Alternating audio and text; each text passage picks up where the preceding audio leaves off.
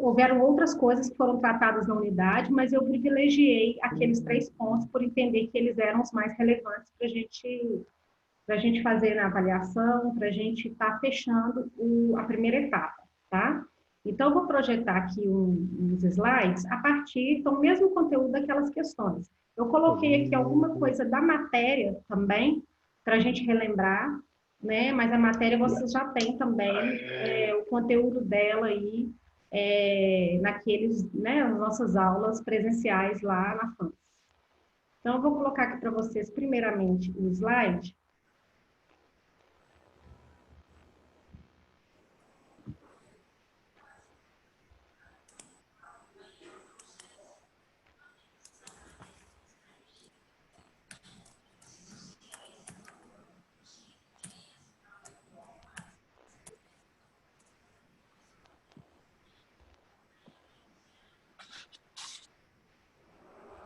Só um minutinho.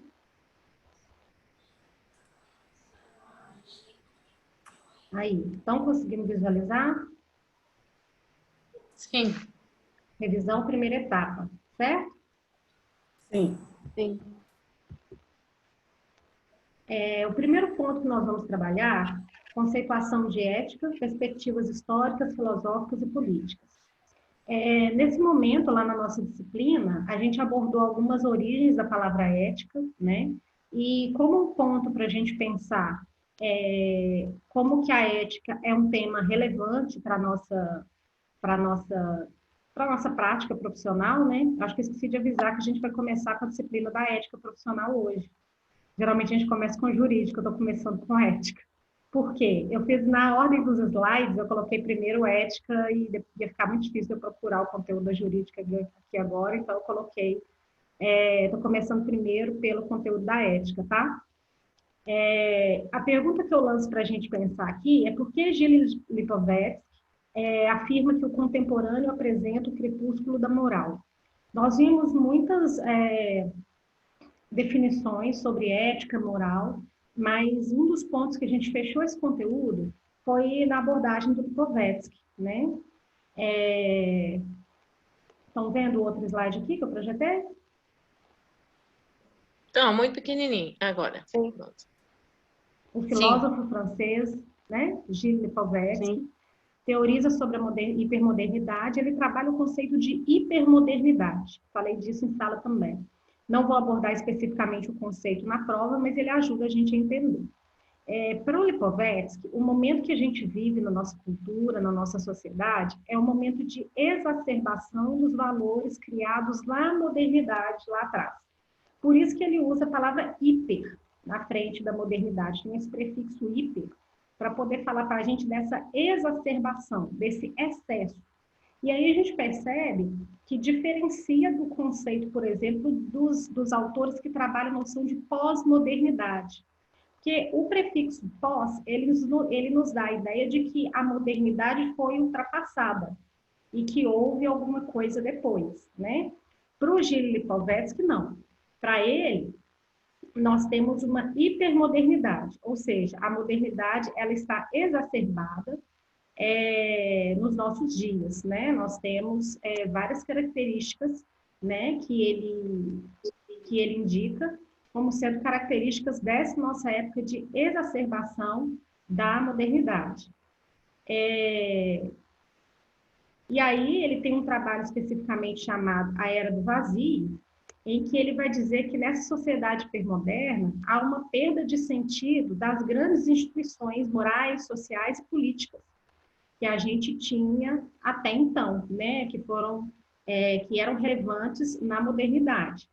Ele vai dizer que há uma cultura hoje em dia mais aberta, que caracteriza uma regulação mais flexível das relações humanas, em que predominam tolerância, hedonismo, né, o hedonismo, que é o culto da imagem, né, está dentro disso, violência e convívio, modernismo e retrô, ambientalismo e consumo desregrado, etc.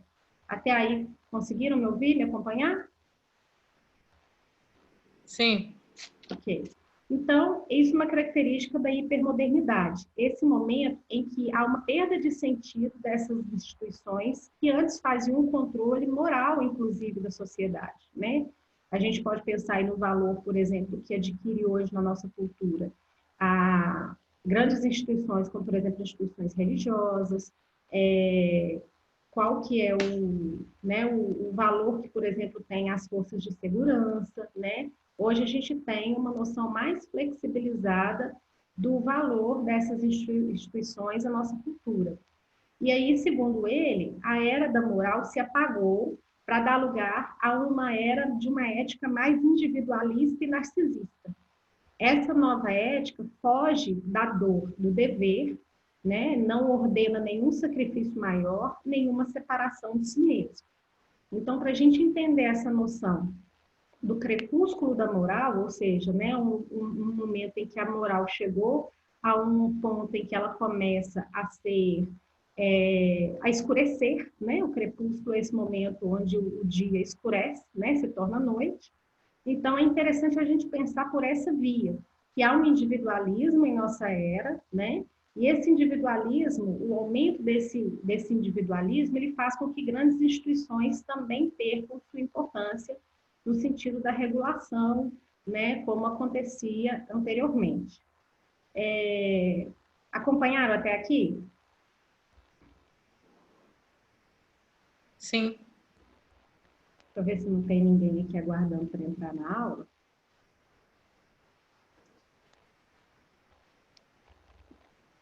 Um minutinho. Não, tudo ok. Vejam bem,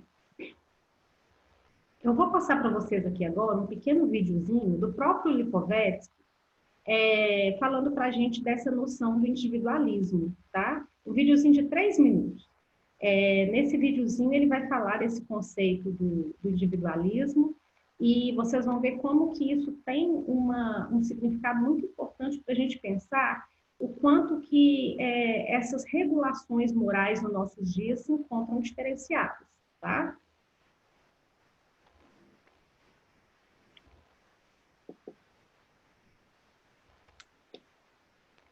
O vídeo tem legenda, se vocês tiverem dificuldade para ouvir, vocês acompanhem pela legenda aí.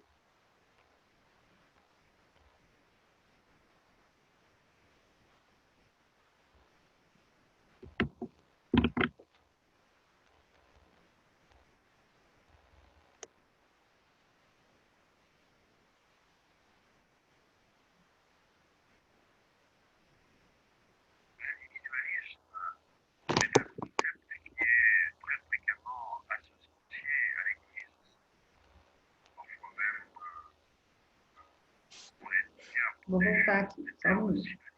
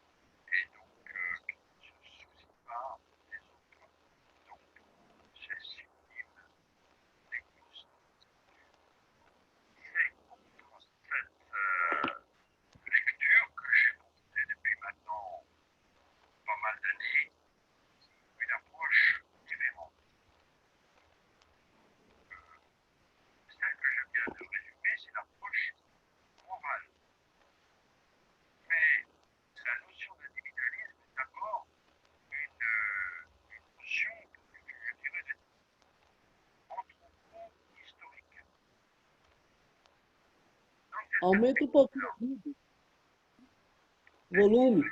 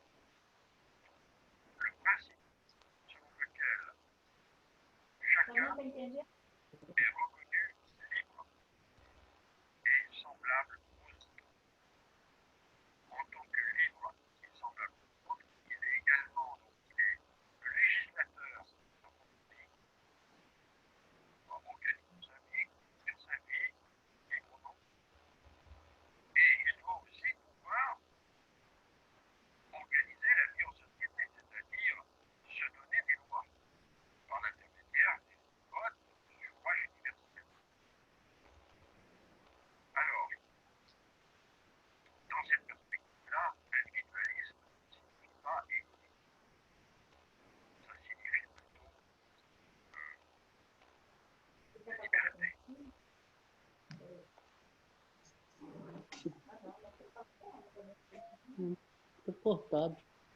Tá bom.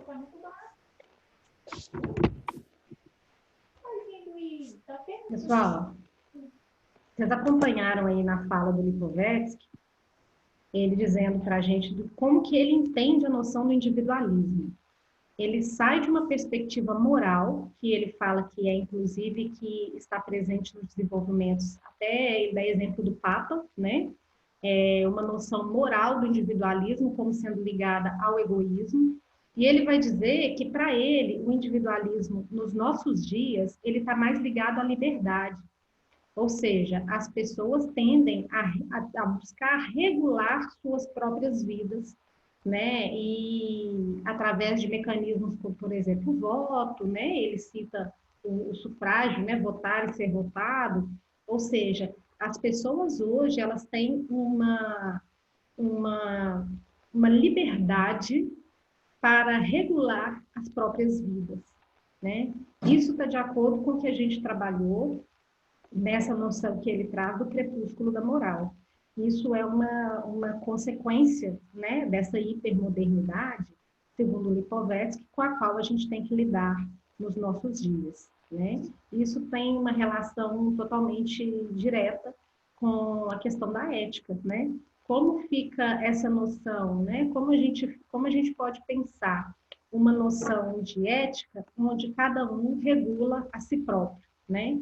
Onde essa noção de regulação não está mais tão referenciada a agentes externos como estava anteriormente. Acompanharam até aqui? Sim.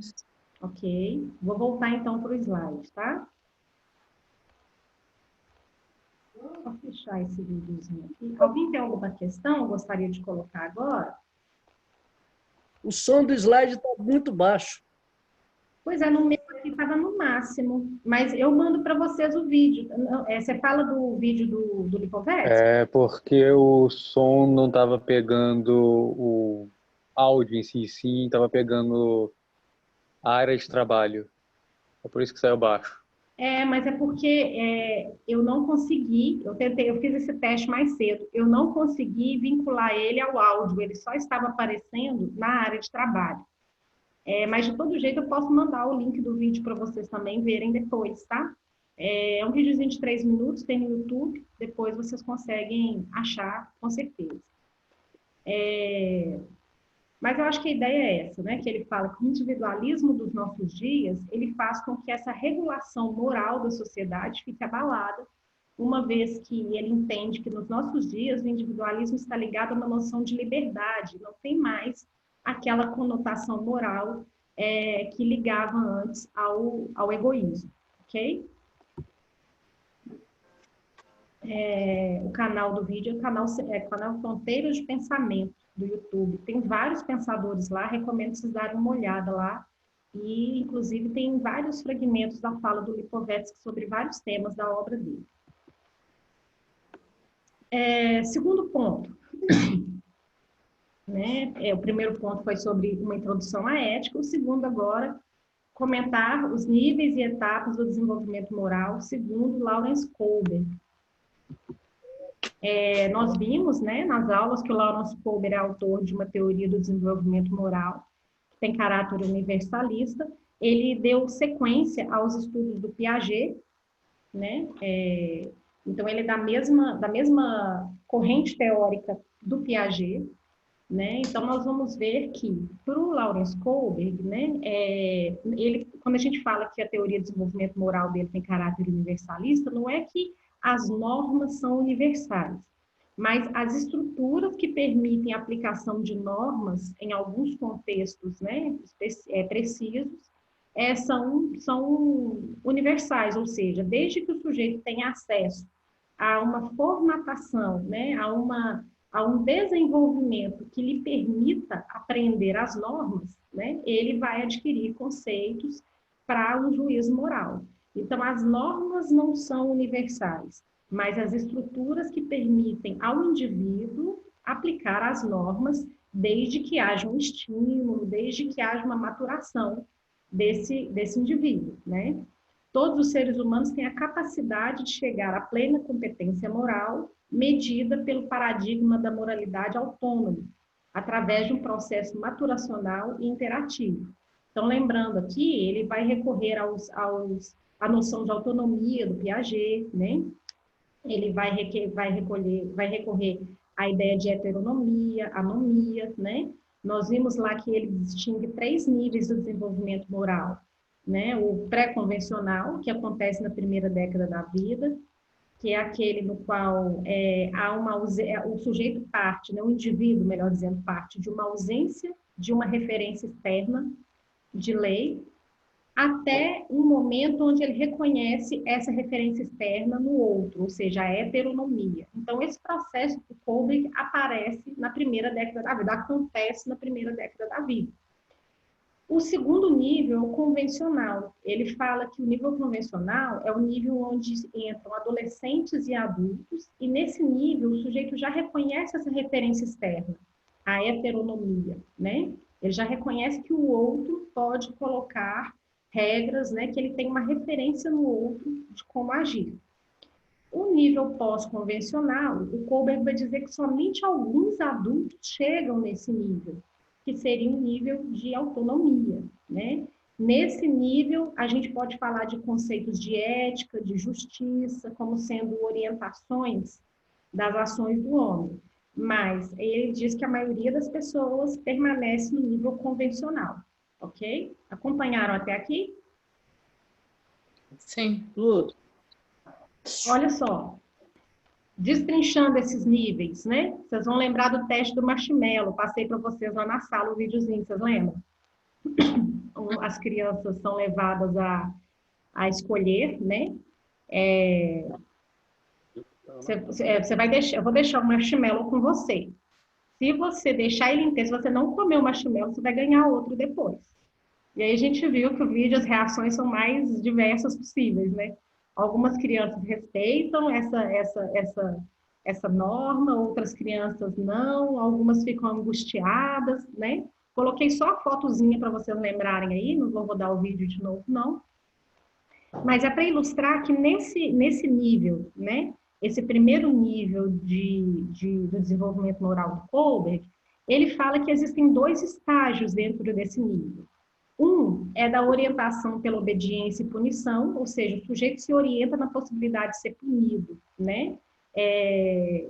Pelo ato, ou então ele se orienta visando uma recompensa, que é o caso do teste do marshmallow, né? Então, nesse momento, nesse nível, que é aquele que ocorre na primeira década da vida, a gente vê o sujeito ser orientado, né? Ele reconhece as normas a partir de uma possibilidade de ser punido ou recompensado pelo seu ato, tá? Nível 2, baseado no desempenho correto de papéis e atendimento de expectativas. Esse é aquele que o sujeito já no início da adolescência até a vida adulta, ele já está vivenciando esse nível, né? Nesse nível, a orientação para a ação do indivíduo é ser reconhecido como um bom menino ou boa menina, ou uma orientação para manter a ordem. Aí eu coloquei para vocês a charge que eu tinha usado lá na sala também, né? Que é uma charge da Mafalda, né? Uma tirinha da Mafalda, do Quino, em que a Mafalda devolve para a mãe dela o troco da padaria, fala que tentou ficar com o troco da padaria, mas não conseguiu porque ela tem um inquilino que dizia a ela que é muito feio ficar com isso, que não se faz, sei que lá o quê. Aí a mãe pergunta, inquilino? Mas que inquilino? Ela fala, esse que a gente tem aqui dentro. Então, vejam bem, essa referência aqui já está internalizada, né? A Mafalda, ela já diz para a mãe dela que agora ela não pega o troco da padaria porque é feio. O inquilino que mora ali dentro falou para ela que é feio, né? Então, a orientação nesse caso é do bom menino, boa menina, né? Porque é feio para uma boa menina ficar com o troco, né? Então, nesse momento, nessa tirinha aqui, a gente vê um exemplo dessa ação baseada nesse tipo de orientação aqui. Nível 3, baseado em princípios universalizantes. É aquele nível no qual o Kohlberg diz que nem todas as pessoas chegam. onde a gente pode falar de ética, de justiça, né? Nesse nível aqui, eu passei para vocês um vídeo de um teste de honestidade, vocês lembram? Uhum. Esse vídeo mostra as pessoas sendo desafiadas, né, a agirem de forma honesta ou desonesta, né? Claro que a gente está falando de honesto ou desonesto, a gente está levando em consideração um aspecto moral também, né? Mas aqui, nesse momento, a gente vê o sujeito se orientar por um contrato legal, né? A gente pode pensar aqui no nível das leis, né? Mas daquilo que é lei para todo mundo, né? E orientação por consciência lógica e seus princípios. Eu coloquei como ilustração aqui, não sei se vocês já viram essa iniciativa, existem alguns vídeos e reportagens sobre isso, em que é colocada uma banca, né? Eles chamam de banca da honestidade, em espaços públicos, com alguns itens, e o preço do item geralmente está definido nessa plaquinha. Aqui, se eu não me engano, é R$2, não está dando para ver direitinho, mas está bem apagado aqui para mim. Mas tem uns doces aqui, chicletes, chocolates sendo vendidos, o preço é R$2, e não tem ninguém para vender.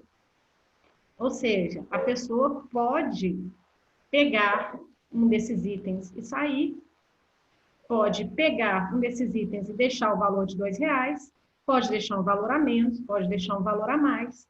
Ou seja, a orientação aqui, ela tem que ser baseada em aspectos de seus princípios, né? No que a pessoa entende como sendo uma forma de ação cabível nesse momento. Porque não há ninguém para regular a ação dessa pessoa, né? Um ponto que eu queria chamar a atenção de vocês é com relação a esse estágio 5 aqui e o estágio 4 do nível anterior. Vejam bem, voltei aqui para o slide do nível 4 para dizer que esse nível de orientação aqui, ó, orientação para manter a ordem, aqui não é nível não, viu, gente? Aqui é 4, ó. Vocês estão vendo a minha setinha? Aqui onde eu coloquei nível é estágio, tá?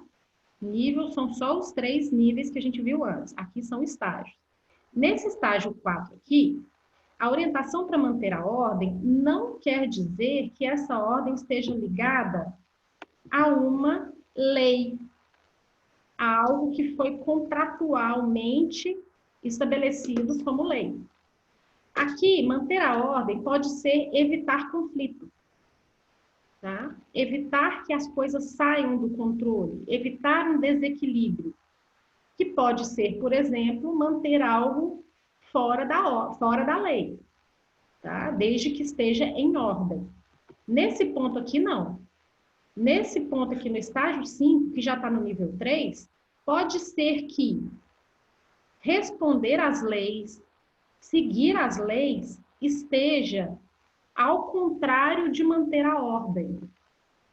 É diferente, tá? Eu queria que vocês tivessem clareza dessa diferença, do estágio 4 para o estágio 5. O estágio 4 é para manter a ordem. Não ter conflitos, tá? Não ter desequilíbrios. Aqui, essa orientação é para manter a lei, para fazer valer a lei, tá? Então, terceiro e último ponto. Esse ponto aqui, inclusive, gente, ele já está na nossa unidade 2. Ele já faria parte, né, da antiga segunda etapa. Mas eu puxei esse tema para a gente discuti-lo também, para a gente fechá-lo na unidade, na etapa 1, porque aí a gente vai ter mais tempo para tratar dos assuntos da etapa 2 e já vamos deixar aquela parte mais técnica do código de ética, da ética profissional para a etapa 2. Aqui a gente fecha uma etapa mais teórica, tá? Então, se vocês foram ver no cronograma, esse tópico aqui, Organização da Psicologia como Profissão no Brasil, ele já está no segunda unidade, mas eu estou puxando ele para a primeira unidade para ficar mais coerente com o nosso conteúdo da primeira etapa, tá? Aqui, eu coloquei para vocês a seguinte pergunta. Segundo Antunes, e eu peguei como referência esse texto que eu já enviei para vocês lá, a gente trabalhou ele, se eu não me engano, foi a primeira aula que a gente fez pelo isolamento. como que Antunes, segundo Antunes, como o ato médico se faz presente na história e na atualidade da psicologia no Brasil. A referência do texto está aqui, vocês já têm esse texto aí com vocês. O texto é aquele Psicologia no Brasil, um ensaio sobre suas contradições. É um texto que fala da história da psicologia no Brasil, desde o início do século passado. Aqui eu falo um pouco sobre o histórico desse texto, né? Umas características desse texto, só para vocês lembrarem. Deixa eu fechar aqui, daqui a pouco a gente vai terminar essa aula. Então, alguém falou comigo? Então, nesse texto, a Antunes vai dizer que a Lei 4.119, de 1962, ela reconheceu a profissão como uma profissão, legalizou a profissão do psicólogo no Brasil, né, regulamentou. Além disso, essa lei também coloca uma emenda sobre os custos de formação do profissional e o currículo mínimo, né? Então, essa lei é a lei que regulamenta a profissão e a formação do psicólogo no Brasil, né? E ela vai dizer que essa lei, ela foi um ponto de culminância, né? Foi o ápice de uma dura e longa luta, principalmente em relação à oposição de um grupo de médicos que exigiam o veto ao exercício da psicoterapia por profissionais que não tivessem formação em medicina. Então, lá naquele momento, em 62, a gente tem já um movimento dos médicos que queriam trazer para si a prática da psicoterapia, ou manter consigo a prática da psicoterapia, né? Mais tarde, essa questão retornou aos projetos dos deputados Kassab e Giulianelli, sendo que atualmente está em cena de novo no projeto de lei do ato médico. Esse artigo é de 2012, nós ainda tínhamos a discussão do ato médico muito consistente, muito acesa na sociedade, tá? Isso mudou completamente? Não, tivemos algumas mudanças, tá? Mas ainda temos algumas situações como essas daqui que eu vou trazer aqui para vocês também. Vejam bem, 2013, né? Depois desse artigo, temos a lei de 2013, que regulamenta o exercício da medicina, que essa que é a lei do ato médico que ela se refere naquele artigo. Em 2013 foi votado e foi aprovada com vetos aos dispositivos que feriam a autonomia da profissão. Ou seja, nessa lei de 2013 foi aprovado um ato médico, porém, esses vetos aqui da presidente na época, eles impediam que a nossa profissão fosse prejudicada pelo ato médico, né? Que seria o quê? Os médicos deveriam ser responsáveis por encaminhamentos e pela indicação de psicólogos aos pacientes, tá? 3 anos depois, nós temos, em 2016, a PL 2014, que fala que o exercício da medicina, né, que busca dispor sobre o exercício da medicina, para modificar as atividades privativas dos médicos. Ou seja, em 2016, uma PL tentou modificar isso aqui, ó, que tinha sido votado em 2013, tá? Porém, foi feita uma consulta popular pelo Senado e essa PL foi arquivada porque, após imensa mobilização popular, onde 114 mil votos contra ela e 76 mil votos a favor foram manifestados, né?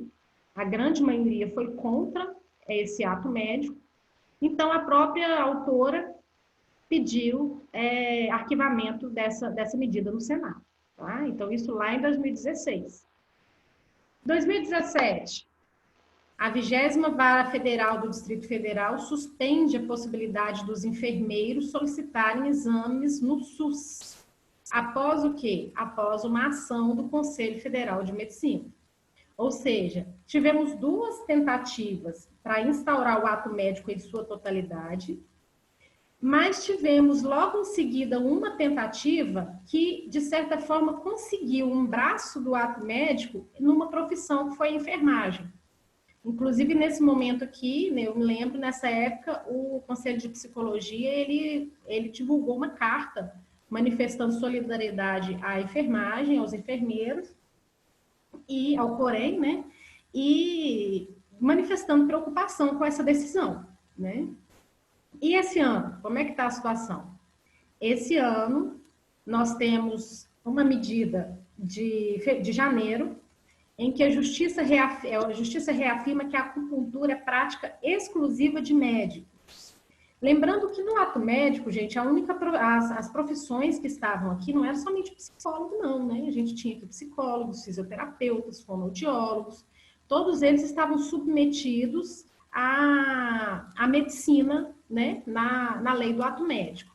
Então, aqui, ó, primeiro, os enfermeiros já foram prejudicados com essa primeira decisão de 2017.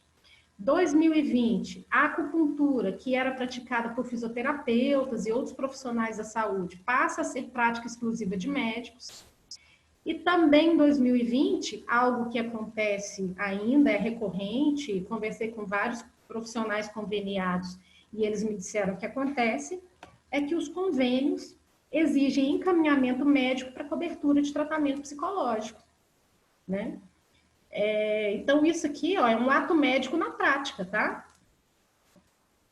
Esse aqui é o ato médico acontecendo na prática. Vejam bem, nós não temos o ato médico aprovado em sua integralidade, como tentaram esses dois projetos, mas nós temos pequenas decisões que, aos poucos, vão trazendo para o nosso cotidiano decisões típicas do ato médico, tá? Eu quero chamar a atenção de vocês também para essa nomenclatura que é utilizada principalmente nos convênios, né? A gente vê profissionais médicos e não médicos, né? Quando você vai, né, falar da psicologia no contexto de um convênio, né, você está incluído no âmbito dos não médicos, né? É como se houvessem duas categorias somente. São os médicos e os não médicos, ok? Alguma questão? Querem comentar alguma coisa nesse tempinho que ainda nos resta? Juliana, Diga. essa vinculação do ato médico aí aos convênios, isso aí a profissão fica muito prejudicada, né? Assim, a gente tem que ver de qual perspectiva, né? Assim, a gente tá considerando. Do nosso ponto de vista, do ponto de vista do Sistema Único de Saúde, sim, né?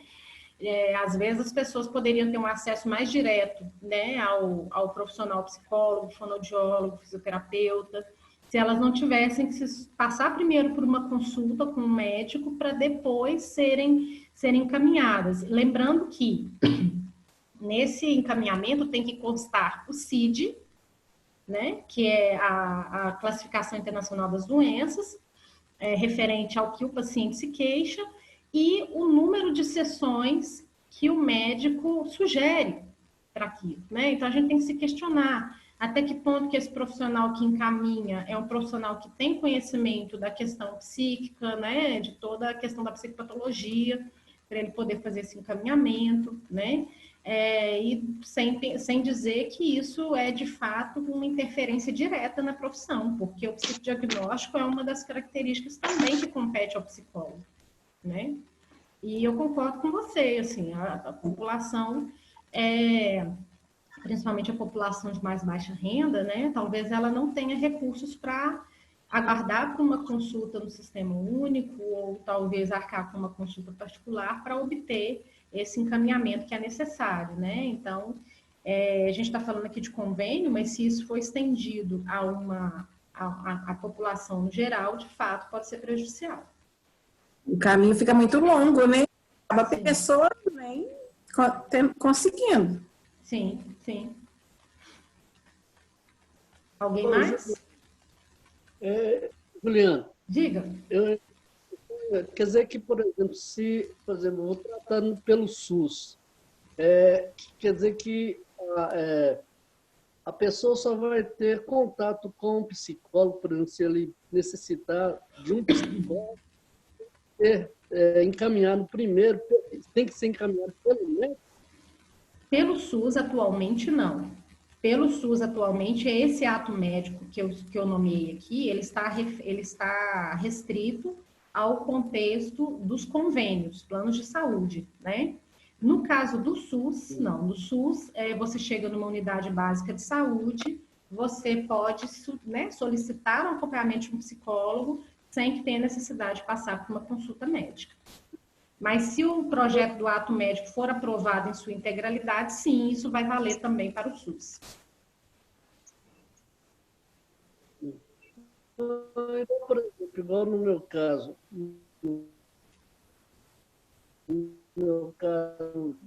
junto da polícia